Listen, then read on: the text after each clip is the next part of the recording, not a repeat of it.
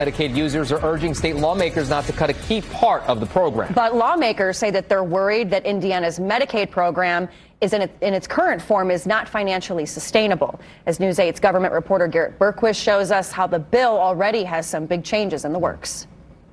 Medicaid is the second largest category of Indiana's budget. It's also the fastest growing part of state spending. Leah McMichael says Medicaid is the whole reason she's able to work in the first place.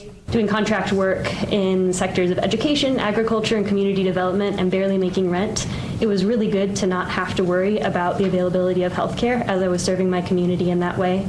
I was also able to receive care during that time for a chronic health issue that ended up enabling me to work more, to be healthier, and to miss fewer days due to debilitating pain.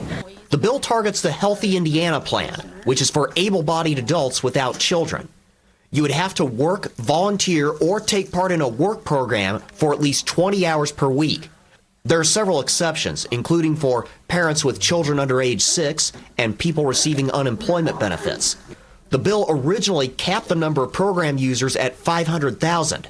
The House Public Health Committee got rid of that provision Tuesday morning. Many are concerned about the wait lists in other Medicaid programs, and I feel if we can right-size plans like the Healthy Indiana Plan, we might be able to address some of those wait lists.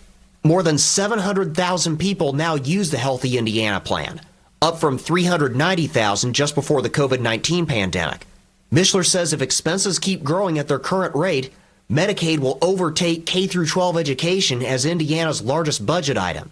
And he says a recent court ruling ties the state's hands if the federal government reduces its Medicaid reimbursement rate. I think some of the people in the plan could be better served in other plans in Medicaid. Some would qualify to go on the exchange and get a federal grant for their premium.